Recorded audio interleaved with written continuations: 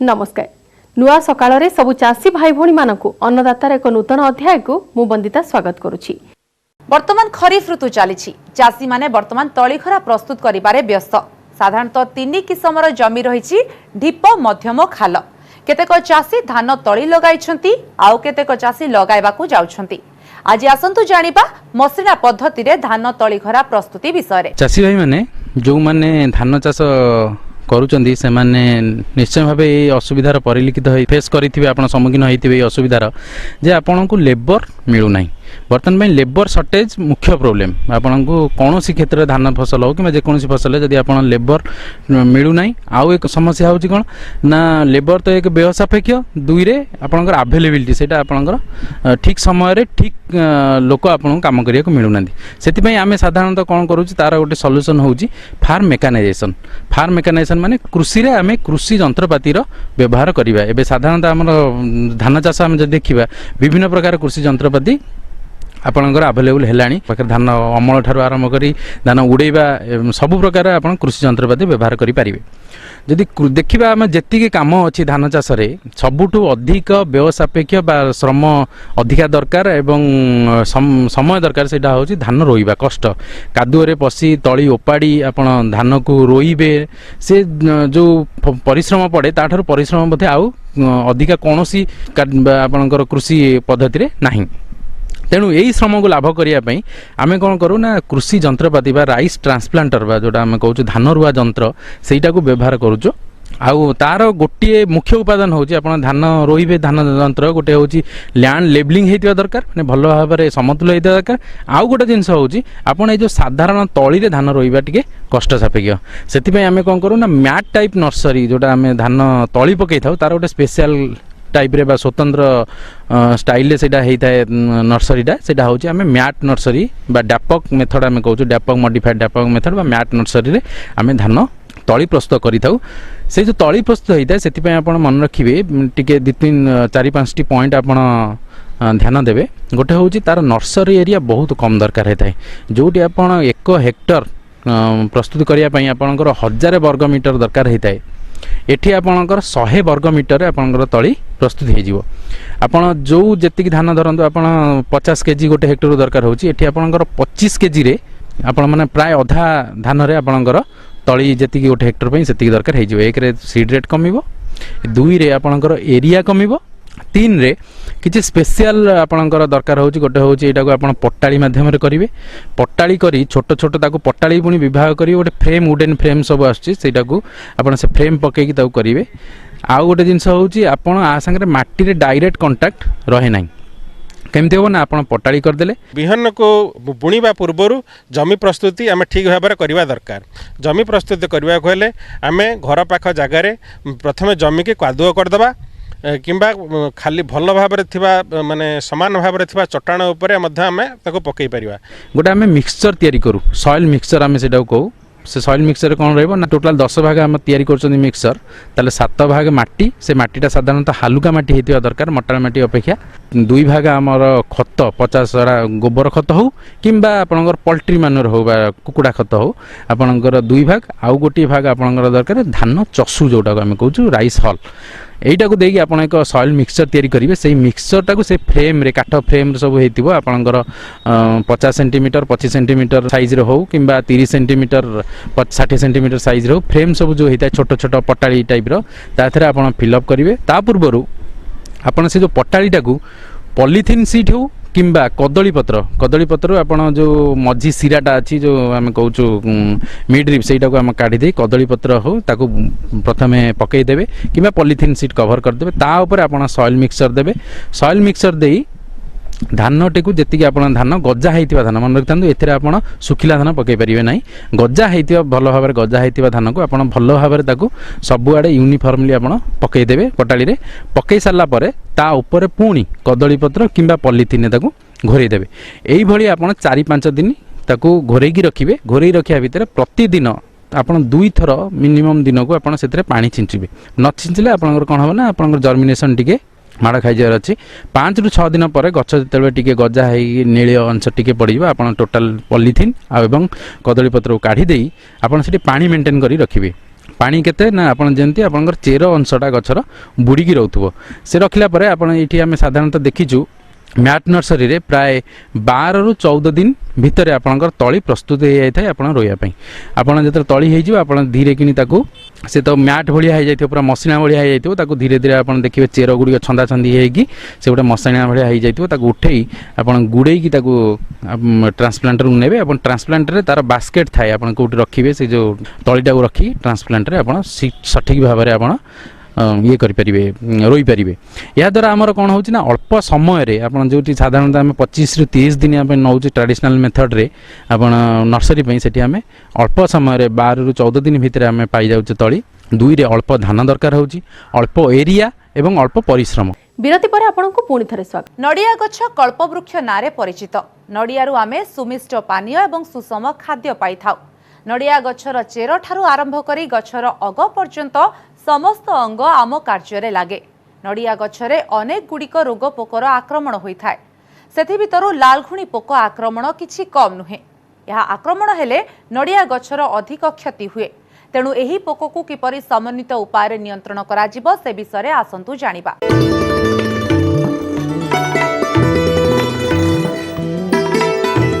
चाषी मानू नड़िया गछरे पोक मारात्मक पोक रेड पामोविल जोटा लगुच तार नियंत्रण विषय कहि एवं यही जो पोक होची एक नड़िया गछ को विशेष क्षति करुथिबा एही पोक राज्य सारा देखा जाए। चिन्हट लक्षण पूर्णांग घुणी पोक देखिबाकू बादामी और लंबाकार। एहार एक लंबा वक्र थुमणी थाए। कीटर लंब प्राय 35 मिलीमीटर और प्रस्थ 12 मिलीमीटर होइथाए। शुंढर शीर्ष भागरे एक जोड़ा छोट कामुड़िबा पाई कलपाटी एवं एहार मूल भागरे एक जोड़ा श्रृंगिका थाए। भृंग देखिबाकू हलदी मिशा धला मांसाल अपदी एवं वक्र। जीवन चक्र माई घुणी पोक 7 रु 8 वर्षर गछ गंडी किंबा चूल मध्यरे थिबा गर्भ और छिद्र मध्यरे गोटी गोटी करी अंडा दिए। वयस्क गछरे दैहिक बा यांत्रिक उपाय होइथिबा क्षत किंबा गंडा पोक करिथिबा छिद्र अथवा मुकुल सढ़ा होइथिबा गर्त मध्यरे अंडा देइथाए। अंडा 3 रु 5 दिन रे फुटे। भृंग कांड मध्यरे लंबा सुड़ंग करे और नरम एवं सरस तंतु खाई बढ़े। 36 रु 78 दिन रे सुक अवस्था समाप्त हेबा परे 12 रु 15 दिन पर्यंत प्यूपा अवस्था हुए। एहा परे पूर्णांग घुणी बाहरी 3 रु 5 दिन परे अंडा देवा आरंभ करे। घुणी राति रे अत्यंत सक्रिय और 4 रु 5 मास पर्यंत बंची रहे। घुणी शावक कांड मध्यरे थिबा नरम और सरस तंतु खाई गछर क्षति करे। बहु क्षेत्र रे आक्रांत गछर मुकुट कौनसी बाह्य लक्षण प्रकाश न करी खंड खंड हो जाए। गछ गंडी रे पोक काटिथिबा छिद्र एवं एथिरु बाहरुथिबा घुणी पोक चर्बित खदड़ा तंतु देखि लाल घुणी पोक आक्रमण जानी हुए। बेले बेले गंडीर छिद्र मध्यरु नाली मिशा बादामी रंगर रस झरिबा लक्षणरू लाल घुणीर उपस्थिति जानी हुए। गछ मूल जो यही प्रथम कही गछ मूल यार अंडा एवं यार शस्य अवस्था सब ग्रोथ होता है। से जो यार प्रथम अवस्था नियंत्रण करने आमको गछ मूल सब 3 रु 5 फुट पर्यंत गछ मूल आम सफा रखा पड़ो। एवं साधारणतः कौन होता है खत सार गोबर सब रखा जाए गछ से गोबर भी से वंश विस्तार करते जो से गोबर जो भर्मी कंपोस्ट गोबर खत जो कहते पाखरे सेटा को भी मैनेजमेंट करवा दरकार। ସେଥିରେ ଏହାର ଗ୍ରୋଥ ହୋଇଥାଏ। ତା ପୂର୍ବରୁ ଆହୁରି ଗୋଟିଏ ଲକ୍ଷଣ ଅଛି ଯେଉଁଟାକି ପ୍ରଥମେ ମୁଁ ଆପଣଙ୍କୁ କହିବା କଥା ଗଛ ଲଗାଇବା ପଦ୍ଧତି। ଏଇ ଯେଉଁ ଗଛ ଲଗାଇବା ପଦ୍ଧତି 3 ଫୁଟରେ ଗାତ ଖୋଳିବେ, ମାଟିଟାକୁ ଉପର ମାଟି ତଳ କରିବେ, ତଳ ମାଟି ଉପର କରିବେ, ଯାହାଦ୍ୱାରା କି ସେ ମାଟିଟାକୁ ସଂଗ୍ରହ କରି ସେଥିରେ ଖତ ସାର ମିଶାଇକରି ଆପଣଙ୍କର ସେ ମାଟିଟାକୁ ଭର୍ତ୍ତି କରିକି ଉପରେ ଆପଣଙ୍କର ଗୋଟମାଟା ଆପଣ ପୋତିବା ପାଇଁ କୁହାଯାଇଥାଏ। ଗଛ ଲଗାଇବା ସମୟରେ ଯଦି ଠିକ୍ ଯତ୍ନ ନେବା, ଗଛ କିପରି ଲଗାଯାଏ ଯଦି ଯତ୍ନ ନେବା, ତେବେ ପରବର୍ତ୍ତୀ ଅବସ୍ଥାରେ ଏଇ ଯେଉଁ ଗଛ ମରିଯାଇଥାଏ ଏବଂ ପରବର୍ତ୍ତୀ ଅବସ୍ଥାରେ ଏଇ ଗଛ ବଢ଼ି ବଢ଼ି ଗଲେ ଉପର ବାଟେ ସବୁ ଚେର ଗୁଡ଼ିକ ବାହାରିଥାଏ, ଗଛର ଗଣ୍ଡିରୁ ଚେର ବାହାରିଥାଏ ଏବଂ ଯାହାଦ୍ୱାରା କି ଗଛର ଗଣ୍ଡି ଯଦି ଚେର ଯଦି ଖରାରେ ଏକ୍ସପୋଜ ହେଲା ତେବେ ଗଛ ମରିବାର ଚାନ୍ସ ଅଛି। ସେଥିଯୋଗୁଁ ଆମେ ଗଛ ଲଗାଇବା ସମୟରେ ନିୟନ୍ତ୍ରଣ କରିବା ଦରକାର। ଏପରି ଏଠାରେ ମୁଁ କହିବି ବର୍ତ୍ତମାନ ବୈଜ୍ଞାନିକ ପଦ୍ଧତି ବାହାରିଛି। ଆମେ ଯେଉଁ କହୁଥିଲୁ 3 ଫୁଟ ଯେଉଁ ଗାତ ଖୋଳିବା, ଠିକ୍ 3 ଫୁଟ ଖୋଳନ୍ତୁ, କିନ୍ତୁ ଗଛ ଗୋଟମା ଆପଣଙ୍କ 2.5 ଫୁଟରେ ଗଛଟାକୁ ଲଗାନ୍ତୁ। ଆଉ ଯେଉଁ 2.5 ଫୁଟ ଯେଉଁ 2 ଫୁଟ ରହିଲା ଆପଣ ସେଇଟା ଖାଲି ଛାଡ଼ିଥାନ୍ତୁ। ବର୍ଷା ଦିନେ ପାଣି ଆସିବ, ପାଣି ଆସିକି ପାଣି ଭର୍ତ୍ତି ହେବ, ପାଣି ଭର୍ତ୍ତି ହେଇକି ଯେତେବେଳେ ଶୀତ ଦିନ ଆସିବ, ଶୀତ ଦିନରେ ଆପଣଙ୍କର ବର୍ଷା ଦିନେ 2 ଥର ଖତ ଦିଆଯାଇଥାଏ, ଭର୍ମି କମ୍ପୋଷ୍ଟ, ସୁପର, ପଟାସ, ଉଇ ନିୟନ୍ତ୍ରଣ ଦିଆଯାଇଥାଏ ଏବଂ ପରବର୍ତ୍ତୀ ଅବସ୍ଥାରେ 15 ଦିନ ମାସେ ପରେ ବା ୟୁରିଆ ସାର ଦିଆଯାଇଥାଏ। ଏପରିକି ନଭେମ୍ବର ମାସରେ ବି ଆପଣଙ୍କୁ ଆଉ ଅଧା ଖତ ବର୍ଷକର ଯେତିକି ଅଛି ଦିଆଯାଇଥାଏ। ସେ ଏଇ ଯେଉଁ 2.5 ଫୁଟ ଯେଉଁ ଲଗାଇବା ପରେ ଆଉ ଯେଉଁ 2.5 ଫୁଟର ମାଟି ନିୟନ୍ତ୍ରଣ କରିବା ପାଇଁ ଗଛ ଆସ୍ତେ ଆସ୍ତେ ବଢ଼ିଲା ବେଳେ ଏଇ 2.5 ଫୁଟରୁ ଉପରକୁ ବଢ଼ିବ, ସେତେବେଳେ ଆମେ ଏଇ 2.5 ଫୁଟ ଆସ୍ତେ ଆସ୍ତେ ଭର୍ତ୍ତି କରିବା ଯେଉଁଟାକି ବାହାରେ ରହିଥିଲା। ଯାହାଦ୍ୱାରା କି ଭବିଷ୍ୟତରେ ମୁଁ ଯେଉଁ କହିଥିଲି ଯେଉଁ ଚେର ଗୁଡ଼ିକ ବାହାରକୁ ଆସେ ଏବଂ ସେ ବାହାରକୁ ଘୋଡ଼ାଇବା ପାଇଁ ବୋଲିକି ଆମେ ମାଟି ଘୋଡ଼ାଉ ଏବଂ ମାଟି ଘୋଡ଼ାଇବା ଦ୍ୱାରା ମାଟି ଭିତରେ ଏଇ ଯେଉଁ କାଣ୍ଡବିନ୍ଧା ପୋକ ଗୁଡ଼ିକ ଭିତରେ ପଶି ଆପଣଙ୍କର ଗଛ କଣା କରନ୍ତି, ଗଛରୁ ଅଠା ବାହାରେ ଏବଂ ପରବର୍ତ୍ତୀ ଅବସ୍ଥାରେ ଗଛଟା ପୁରା ନଷ୍ଟ ହୋଇଥାଏ।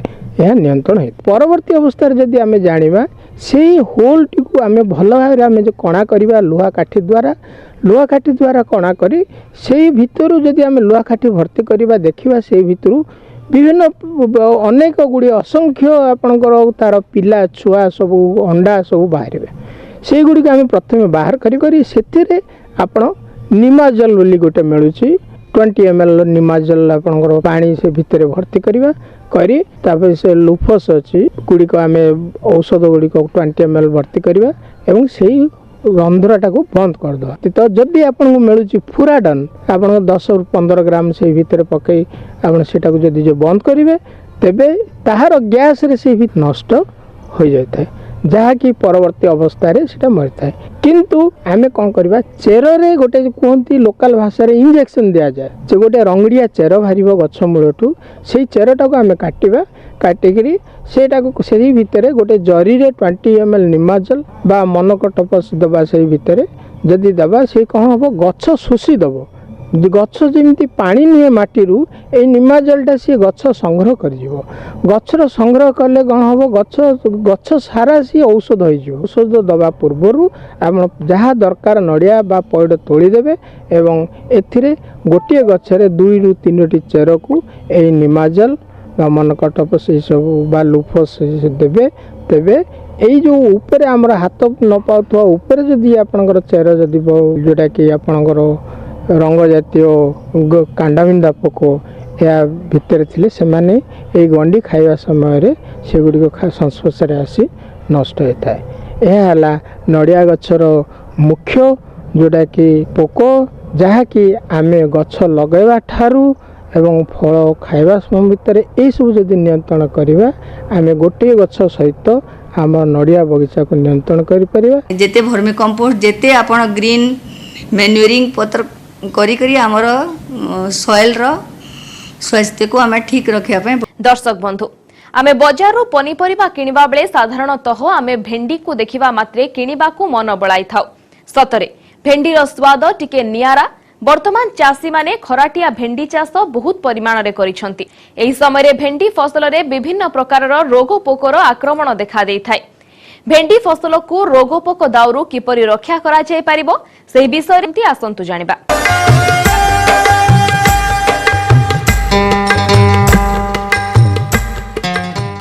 तापर आसतु आम आसी आमर टी पोक विषय आम आलोचना करिया। पोक मध्य सबुठु मुख्य पोक हूँ आमर फल बिंधा पोक। तो फल बिंधा पोक जोटा कि जेतबेलको आम फलटा कसी होकि बाहर माने कसी अवस्था से अवस्था भी आउ फल जेतबेलको माने टिके बड़ होची से अवस्था भी फल बिंधा पोक गुड़ा लगे। तो से फल बिंधा पोक लगे भेंडी से कणा करिकी फल भितरे जो माने जहाँ भी खाद्य सार अच्छी ताकू से खाई दिए नष्ट कर दिए, जहाँद्वारा कि भेंडीर जो मार्केट रे तार बजार रे तार जो चाहिदा तार जो रेट तार प्राइसटा कमी जाए। आउ से चाषी भाई माने बहुत असुविधार सामना करिया पड़े तांकू। तो सही जिनस को लेकिन आम फल बिंधा पोक को केमती कंट्रोल करिया से विषय अल्प किसी कहूँ चाहिए।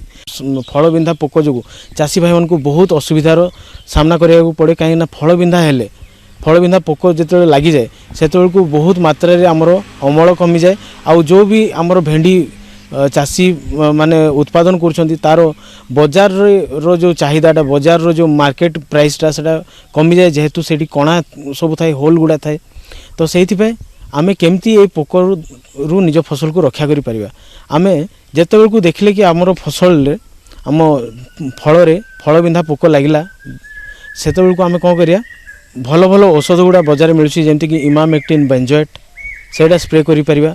किंबा आमर मार्केट रे आउरी आछि आलिका नारे गोटे आछि सेटा आमर लामडा सियाहेलोथ्रिन आ थाइमिथोक्साम मिसिक अछि। लामडा सियाहेलोथ्रिन आउ थाइमिथोक्साम एटा दी प्रकार औषध किंतु मिसिक एटा आछि याको कॉम्बिनेशन प्रोडक्ट बोली कहा जाए। तो ये जो कॉम्बिनेशन प्रोडक्ट को आमे 2 रु 3 ml 10 लिटर पानी रे आमे मिसेकी जदि आमे प्रति 7 दिन किंबा 10 दिन अंतर रे जदि 2 रु 3टा स्प्रे करिया ताहले फल बिंधा पोक रो समस्या रु आमे आम फसल को रक्षा करि परिबा। सबु चाष भलिया सबु पनीपरिया चाष भलिया भेंडी चाष रे मध्य इरिगेशन आ गोटे हला वीड मैनेजमेंट घास परिचालना ए दुईटा हला बहुत मुख्य जिनस। वीड मैनेजमेंट आउ इरिगेशन फैसिलिटी जदि भलकी न देबा ताहले आमर अमल बहुत मात्रा रे कमी जाय थाए। ताहले ए दुईटा जिनस को आमे भलकी करियार अछि। तो आमे आमर जो वीड मैनेजमेंट ठीक हिसाब से करियार अछि। आम जो फील्ड बॉन्ड रे बिलर जमीर हिड़ रे कोनोसी घास रखिया को देबेनी। आउ आमर जो फील्ड मध्य रे जो गछ पाखा गछर राइजोस्फियर जगह रे कोनोसी घास बढ़िया को देबेनी। ताहले आमर जो जेतिक भी सार आम कि खत सार व्यवहार करुचे सेटा भल भाव रे आमर जमी को मिलिबो। आमर जो घास गुड़ा बढ़ी कि आमर जो फसल को जो नष्ट कर दउथिले सेटा कमी जिवो। तापर आमे जो आमर जलसेचन कि आम जो इरिगेशन कथा आम कहते तो इरिगेशन जदि आम ठीक समय न देबा ताहले आमर फलर माने आम जो फूल झड़ी जीवो ता संगे फल गुड़ा ठीक आकार रे बढ़िबनी ठीक साइज होबनी। तो सेहि पे आमे ठीक हिसाब रे इरिगेशन फैसिलिटी दबा आमर माटीर माने उर्वरता बजाय रखी कि आमे इरिगेशन दबा जहाँ द्वारा कि फूल झड़बनी फल झड़बनी आ अमल भलसे हम। जदि आमे आमर इरिगेशन फैसिलिटी आ वीड मैनेजमेंट को भल हिसाब रे आमे करिया ताहले आमर अमल रे बहुत बेसी वृद्धि हम, भल अर्थ उपार्जन हम, आउ आमर जो आर्थिक स्थिति रे बहुत परिवर्तन हम।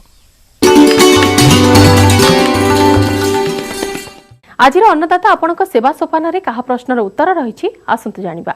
आज अन्नदाता कार्यक्रम निःशुल्क फोन सेवा माध्यम गंजाम जिलार चमाखंडी ग्रामर चाषी रामचंद्र मल्लिक से उन्नत पद्धति धनिचा चाष किपरि करा जाय से विषय रे किछि तथ्य जानिबा को चाहूछन। आसतु जानिबा हमर ए प्रस्तुति।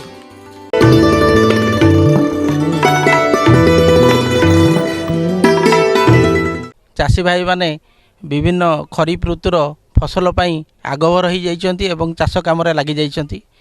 वर्तमान मुख्य जिनस होउची आमे सबुज सारर प्रयोग कहीं आमे जानिचे आमे अत्यधिक रासायनिक खाद्य सार दबा जोगु माटीर उर्वरता शक्ति दिनकु दिन कमिबार लागिलानी। चाषी भाई माने जबक्षारजान जातीय खाद्य सार अधिक प्रयोग करथांती जहा द्वारा माटीर उर्वरता शक्ति कमिबा सहित गछ उपरे मध्य कुप्रभाव पकई थाए। जबक्षारजान जातीय खाद्य सार भाव में यूरिया को व्यवहार करथांती।